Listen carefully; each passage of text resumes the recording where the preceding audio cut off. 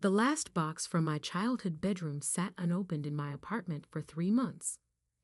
It wasn't particularly heavy or large, just a simple cardboard box labeled Sarah's Things in my mother's precise handwriting. But what it contained felt heavier than any physical weight. Letters. Hundreds of them. Every guilt trip, every manipulation, every harsh word they'd written to me since I left home 5 years ago. I'd saved them all, tucked away like evidence in a case I never thought I'd need to prove. My phone buzzed on the coffee table, Mom's number lighting up the screen for the third time today. I let it ring, just like the previous calls. Instead, I finally opened the box, pulling out the first letter from the neatly arranged stack. Dear Sarah, how could you do this to us? Moving to New York is a slap in the face to everything we've done for you. The fashion industry? Really?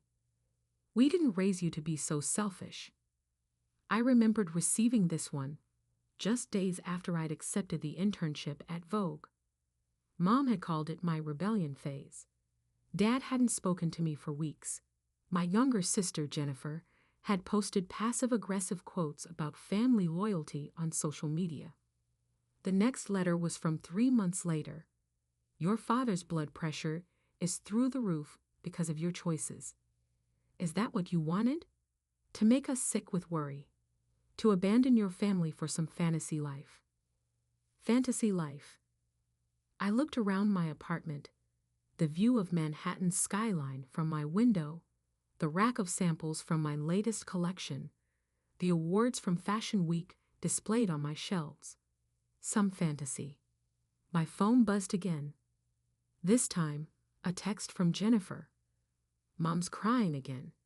Hope you're happy with yourself. I set the phone face down and pulled out more letters. They tracked my journey like a twisted diary. Every promotion, every success met with accusations of betrayal. When I made junior designer at 24, Mom wrote that I was choosing career over family. When I launched my own line at 26, Dad sent a single sentence. I guess money matters more than blood. They never mentioned the successes, never acknowledged the magazine features, the celebrity collaborations, the fact that their daughter had built something from nothing. In their narrative, I was always the villain, the ungrateful child who abandoned her family for selfish dreams. The irony was, I'd offered to help them countless times. When Dad's hardware store started struggling, I suggested expanding their online presence. Mom called it city thinking and refused. When Jennifer needed money for college, I offered to pay her tuition. They told her it would be blood money.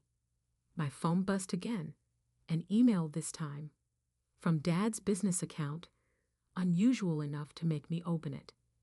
Asterisk Sarah. The bank is foreclosing on the store and the house. We have 30 days. Your mother doesn't know I'm writing this. We need help. Whatever anger you hold against us, please remember we're still your parents. Dad asterisk. I set the phone down carefully, then pulled out another letter from the box. This one from just last year. As far as we're concerned, we no longer have an older daughter. You made your choice. Live with it. Live with it. I had lived with it. Lived with the pain, the guilt, the constant second guessing. But I'd also lived with the success, the achievement, the pride of knowing I'd built something real. My fingers traced the embossed logo on my latest design portfolio. Sarah Chin Designs in elegant script. The collection that had just been picked up by 3 major department stores. The one that would gross more in its first quarter than Dad's store had made in its best year. Another text from Jennifer. I know you hate us, but they're going to lose everything. At least call Mom. Hate them? I didn't hate them.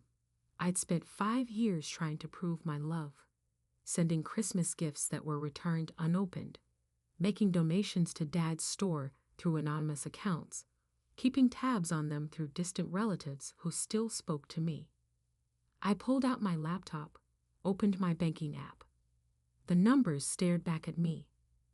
More than enough to save their house, their store, their entire life. One transfer, and I could fix everything. But then what? Go back to being the ungrateful daughter. Watch them take my help while still condemning my choices. My phone rang again. Mom this time. But with a new number I didn't recognize. Probably calling from someone else's phone, thinking I might answer. I let it go to voicemail, then played the message. Sarah, I know you're there. I know you're getting these messages. Whatever we've done, whatever you're punishing us for, please, we're about to lose everything. Your father, he's not well. Just call us back. Please. Punishing them? Is that what they thought this was? I reached into the box again, past the letters, to the bottom where I kept the newspaper clippings. Local coverage of my first fashion show, my features in major magazines, the business profiles highlighting my success. I'd sent copies of each one home, hoping for what? Approval? Understanding? Some acknowledgement that my fantasy life was actually a remarkable reality. They'd all been returned, usually with notes about how I was showing off, or trying to make them feel bad about their simple life. Simple life, as if staying small was somehow more virtuous than daring to grow. My door buzzed, unexpected at this hour. Through the intercom, I heard Jennifer's voice. I know you're home, Sarah. Let me up, please. For a moment, I considered ignoring her like I had the calls. But something in her voice sounded different. Broken. Real. 5th floor, I said into the intercom, pressing the button to let her in. While I waited, I looked at more letters. The one from when I won Young Designer of the Year. Congratulations on your fancy award. Hope it keeps you warm at night since you chose it over family. The one from my first Fashion Week showing. Saw you in the paper again. Always about you, isn't it? Mom cried all day. The knock came soft, hesitant. When I opened the door, Jennifer stood there looking nothing like the polished, perfect younger daughter she'd always been. Her eyes were red, her clothes wrinkled, her usual confident posture replaced by something almost apologetic. You look successful, she said, taking in my apartment. Really successful. I am successful, I replied, not moving from the doorway. But you knew that already. She nodded, shifting uncomfortably. Can I come in? Please? I flew all the way from Michigan. I stepped aside, letting her enter. She walked straight to my wall of awards, running her fingers over the frames. I follow your work, you know, she said quietly. Online, in magazines. Mom doesn't know. Does that make you a traitor too? She flinched but didn't argue. I should have stood up for you. When you left. When we treated you like you committed some crime by following your dreams. But you didn't. No, she agreed. I didn't. I was scared. Scared of becoming the bad daughter too. Scared of losing them like they lost you. They didn't lose me, I said, gesturing to the box of letters. They threw me away. There's a difference. Jennifer walked to the box, picked up a letter. Her face fell as she read it. Mom wrote this? About your first collection? I nodded. Sarah, I had no idea they said these things to you. They always told us you never responded to their loving messages, their attempts to reconcile. Loving messages. I laughed, but there was no humor in it. Read more. They're all there. Every guilt trip, every accusation, every time they made me feel like garbage for daring to want something different. She read more letters, her face growing paler with each one. This isn't what family should be. No, I agreed. It's not.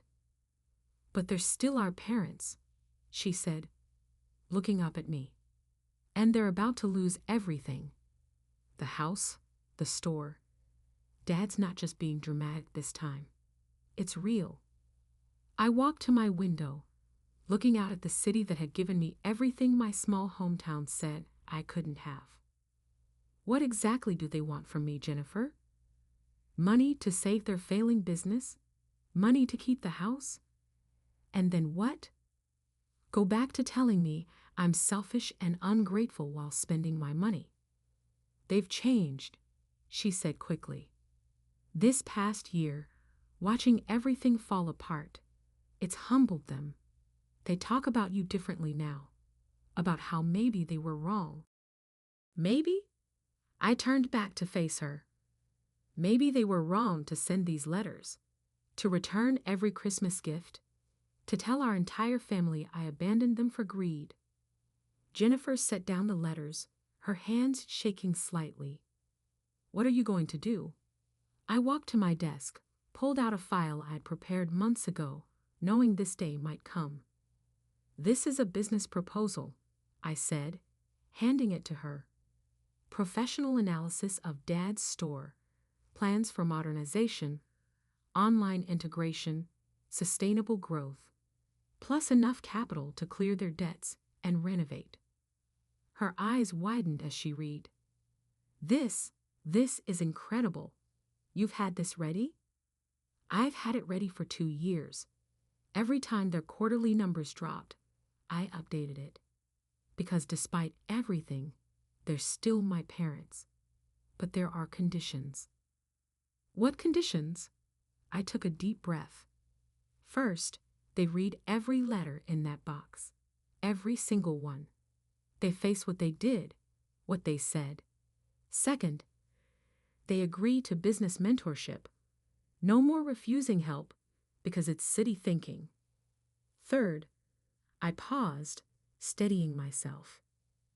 They acknowledge, publicly, to everyone they told I abandoned them, that they were wrong. Jennifer clutched the proposal.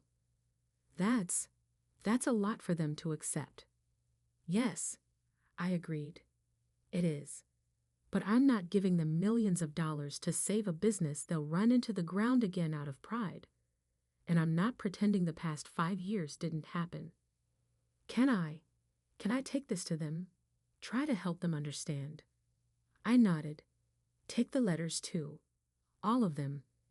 They should see their words through someone else's eyes. As she gathered everything into her bag, she paused. I really am sorry, Sarah, for not being a better sister. I know, I said softly. But this isn't about you. It's about them facing reality. Their business failed because they refused to adapt. Their daughter succeeded because she refused to stay small. They need to understand both of those truths. After she left, I sat among the empty spaces where the letters had been, feeling lighter somehow. Maybe this was the real moment of freedom. Not when I'd left home, not when I'd succeeded, but now, when I finally had the power to set terms. My phone buzzed again. Mom. This time, I answered. Sarah? Her voice was small, uncertain. Jennifer's on her way to you, I said calmly. She has some things for you to read. After you've read them, all of them, we can talk about the future. I hung up before she could respond, turned back to my window, to my city, to the life I'd built from scratch and sacrifice. Sometimes, I realized, the hardest part of success isn't achieving it. It's making peace with how you got there. The next week passed in a blur of fashion deadlines and unanswered calls. Jennifer texted daily updates, each more revealing than the last. Mom couldn't finish reading the letters, kept saying she doesn't remember being so cruel. Dad locked himself in his study after the 2021 Christmas letter, the one where he said you were dead to him. They're actually reading your proposal now. Dad cried at the financial projections. I immersed myself in work, finalizing designs for my spring collection while trying not to think about the storm I'd unleashed back home. My assistant, Maya, kept giving me concerned looks as I worked later and later each night. "Another coffee?" she asked, placing a fresh cup on my desk. "Or maybe we should talk about why you've been here until midnight 3 days straight?" I looked up from my sketches, realizing the office had emptied hours ago, just focused. "Right," she said, perching on the edge of my desk. "Nothing to do with the fact that your sister was here last week, or the dozen missed calls from Michigan showing up on your office phone. I'd hired Maya fresh out of fashion school 2 years ago, and she'd somehow become more than an assistant. She was the closest thing to family I had in New York." "They're reading my letters," I said finally. "All of them." Understanding dawned on her face. She'd seen me save those letters, watched me file away each new message like evidence in a trial I never thought would come. And they're finally seeing themselves clearly. Maybe for the first time. My phone buzzed. "Jennifer again. Mom wants to know if you'll video call.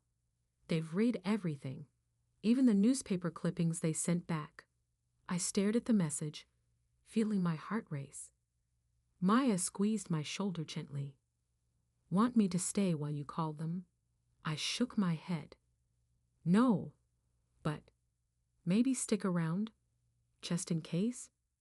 She nodded, heading to her desk outside my office. I took a deep breath, opened my laptop, and sent Jennifer my video call details. When the screen lit up, I almost didn't recognize them. Mom looked older, her usually perfect hair unkempt. Dad's face was gaunt, his proud posture replaced by something almost humble. Jennifer sat between them, looking nervously from them to me. "Sarah," Mom breathed, like she was seeing a ghost. "You look successful," I supplied, watching her flinch at the word they'd so often used as an accusation. "Beautiful," she finished softly. "You look beautiful."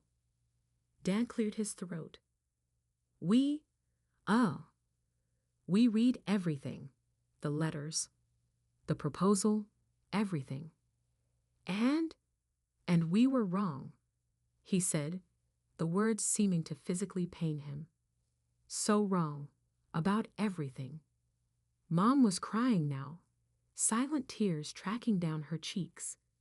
How did we become those people? Those horrible, cruel people in those letters? "You became them slowly," I said, keeping my voice steady. "With every dream of mine you dismissed, every success you turned into a betrayal, every time you chose your pride over your daughter." "The proposal," Dad cut in, holding up the file. "These numbers, they're incredible. You've been watching our business, planning ways to help us, every quarter for 2 years." "Why?" Mom asked. "After everything we did." "Because you're my parents, and I wanted to prove that success doesn't mean betrayal, that I could help you without shrinking myself." Jennifer spoke up. "They understand the conditions, Sarah. All of them." I raised an eyebrow. "Even the public acknowledgement?" Dad nodded slowly. "I've already drafted a post, apologizing to everyone I told you'd abandoned us, admitting we were the ones who pushed you away. And the business mentorship?" "Yes," he said quietly. I'll learn. Whatever you think is best." The humility in his voice almost broke me. Almost. But I remembered too many tears, too many nights questioning myself, Too many holidays spent alone. If we do this, I said carefully, things have to change. Completely. No more guilt trips. No more accusations. No more treating my success like a personal attack. We want to change, Mom pleaded. We've lost everything. Our business, soon our home. But losing you, that was our biggest failure. I looked at their faces on my screen, these strangers wearing my parents' features. Were they really different? Or just desperate? I'll have the contracts drawn up, I said finally. Everything in writing. The investment, the mentorship terms, the requirements for maintaining the funding. Contracts? Mom looked hurt. But we're family. Family, I repeated, tasting the bitterness of the word. Family doesn't send letters like these. Family doesn't return Christmas gifts. Family doesn't tell their daughter she's dead to them. Dad put his hand on Mom's shoulder. We'll sign whatever you need us to sign. Good, I said, because this isn't just about money.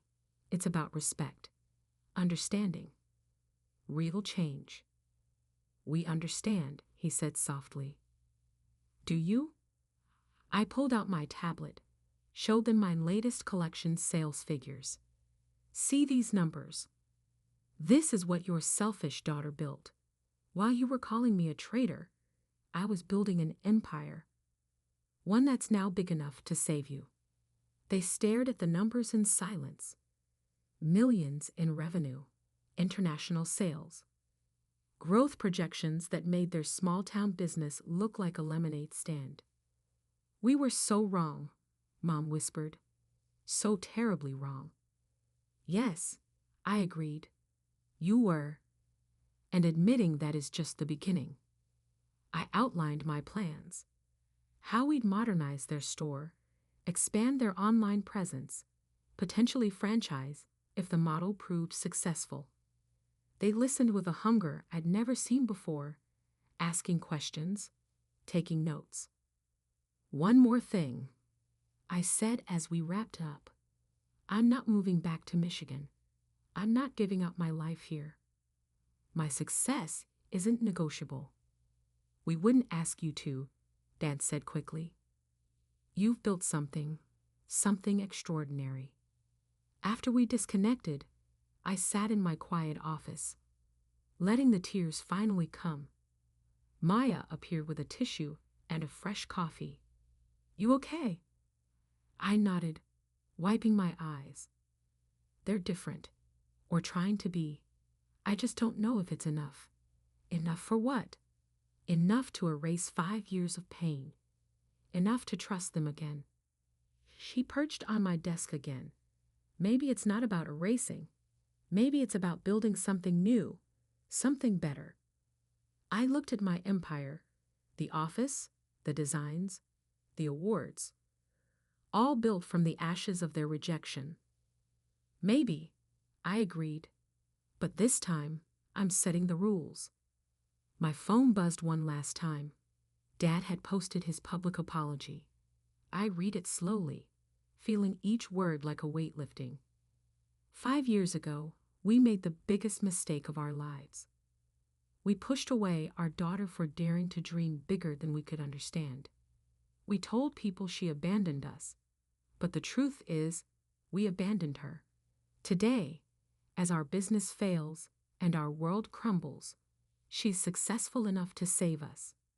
Not because she has to, but because she chose to be better than we were. We're sorry, Sarah. So very sorry. The post was already filling with comments. Shocked relatives, surprised friends, community members who'd believed their lies about my abandonment. I closed my laptop, gathered my things. Tomorrow would bring contracts and lawyers, business plans, and restructuring. But tonight, I just needed to breathe. As I left the office, Maya called after me. Want company? I make a mean martini. I smiled, really smiled, for the first time in days. Actually, yeah, I think I do. Sometimes I realized family isn't just who you're born to, it's who helps you rebuild after the storm. The transformation of Harrison's hardware took exactly 3 months. I watched through video calls and progress reports as the dusty shelves and outdated inventory gave way to something modern, something viable. The store's new website launched, complete with local delivery services and online ordering, things Dad had once dismissed as city nonsense. But the real transformation was happening in less visible ways. Mom called every Sunday now, not to guilt or manipulate, but to actually listen. She asked about my collections, my shows, my life. Sometimes she'd pause mid-conversation, catch herself before making an old passive-aggressive comment, then rephrase it into something supportive. I was going to say it must be lonely in New York, she admitted once. But what I really mean is, I hope you found people who appreciate you there.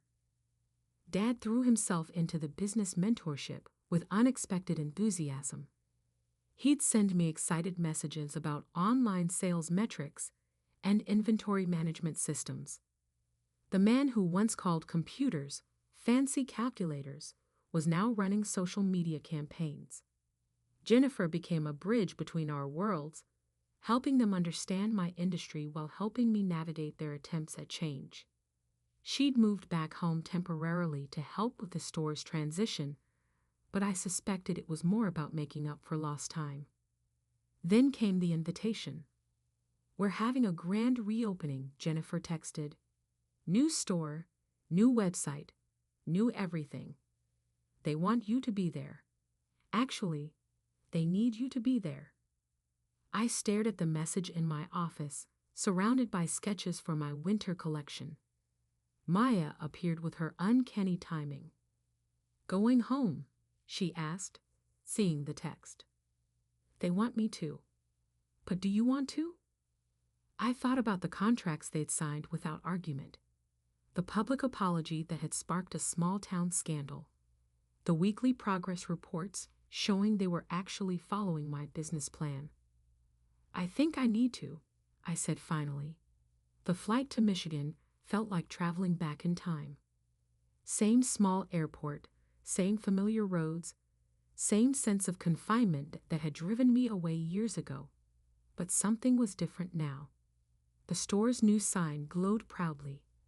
Harrison's Home and Hardware, established 1985, reimagined 2025. The windows displayed modern home automation products alongside traditional tools. A tablet kiosk near the entrance showed their new online catalog. Mom spotted me first, stopping mid-sentence during her conversation with a customer. She'd lost weight, looked more tired, but somehow lighter. "Sarah," she breathed, taking a half step forward before catching herself. Is it okay if I hug you?" The hesitation in her voice, so different from her old assumptions of control, made my decision easier. I nodded, letting her wrap her arms around me.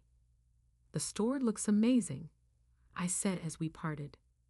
"Your vision," she replied. "All of it. We just finally learned to listen." Dad emerged from the office, my old prison sentence of a future, looking nervous. He traded his old flannel shirts for a professional button-down with the store's new logo. "Quarterly sales are up 40%, he said by way of greeting. "That online marketing strategy you suggested, it's working." "I know," I smiled. "I get the reports." He shuffled awkwardly. "Right, of course you do. You look good. Successful." This time, successful didn't sound like an accusation. The grand reopening drew quite a crowd. Local news covered it. A small-town business embracing the digital age, traditional values meeting modern methods. But the real story played out in quieter moments. Mrs. Peterson, who'd once pitied my ambitions, asked for my autograph on a magazine featuring my latest collection. The Richardsons praised my business acumen, conveniently forgetting their past dismissals. They all read Dad's apology post, Jennifer whispered as we watched the crowd. It changed everything. They see you differently now. And Mom and Dad? I asked. Do they see me differently?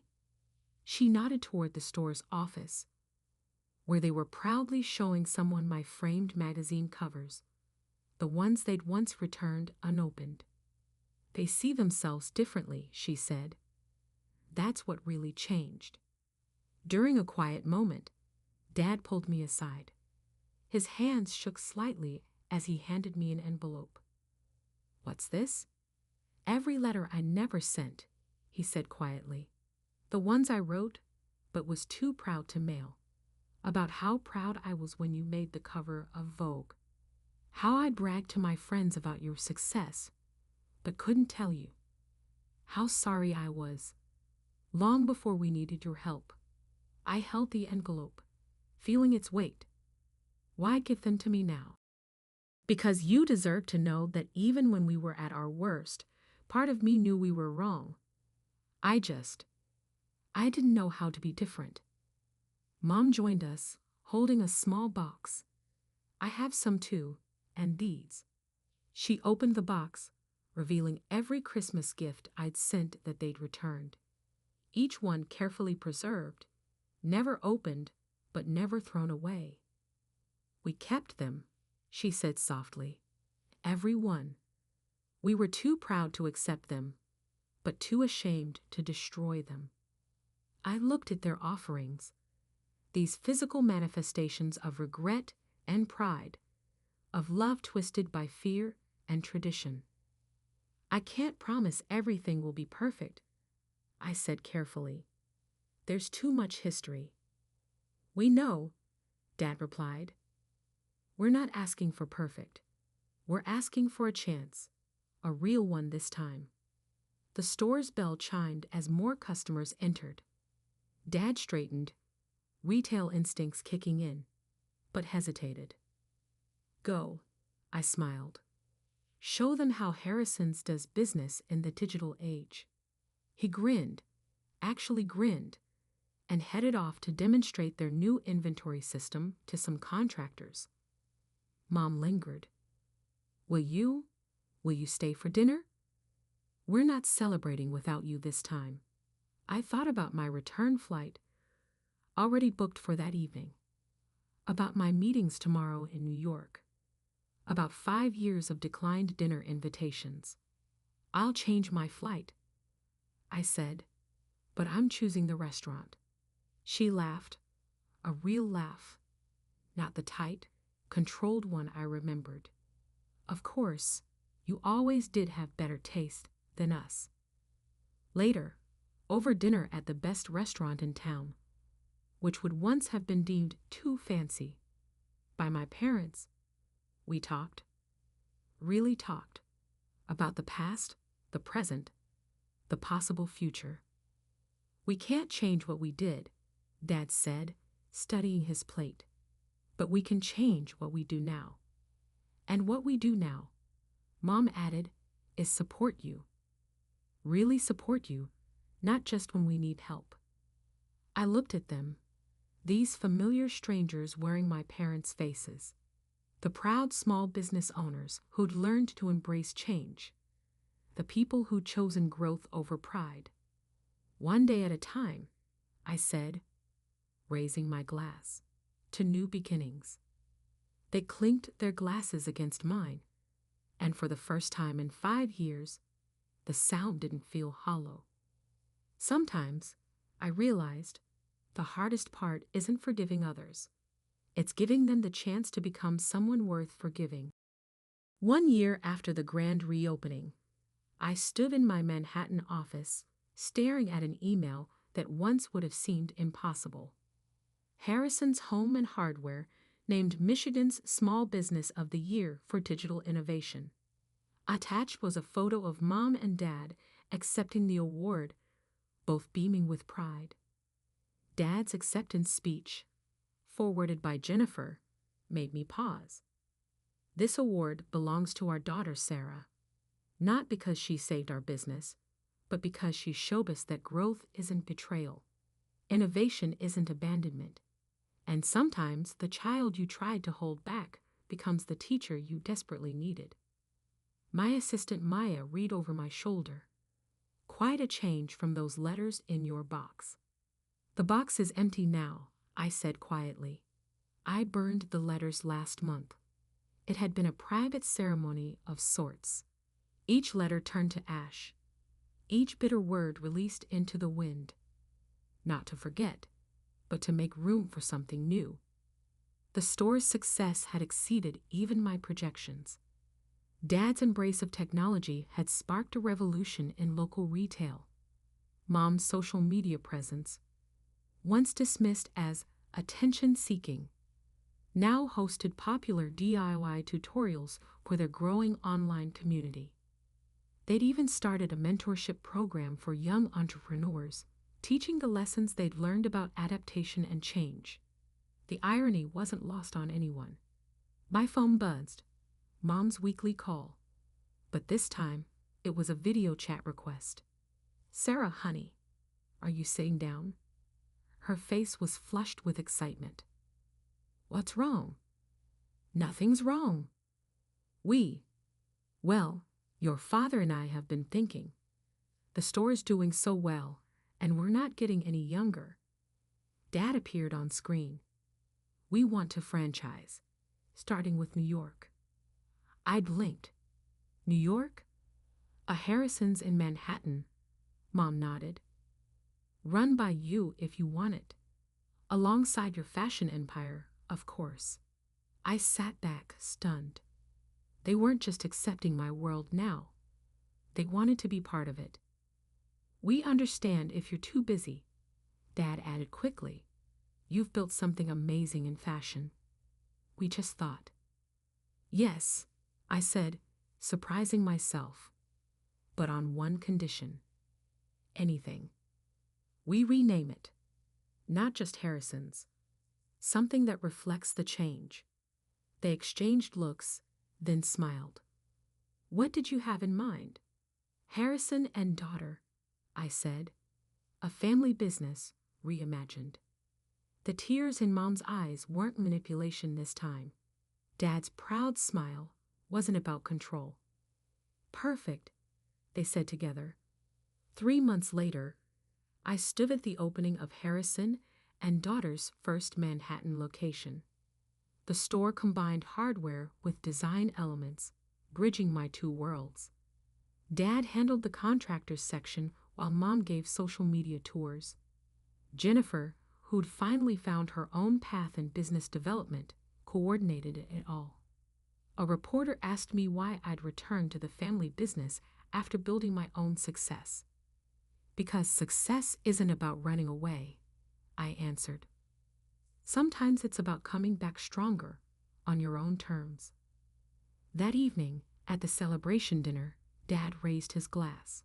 "To Sarah, who taught us that the best family traditions are the ones that grow."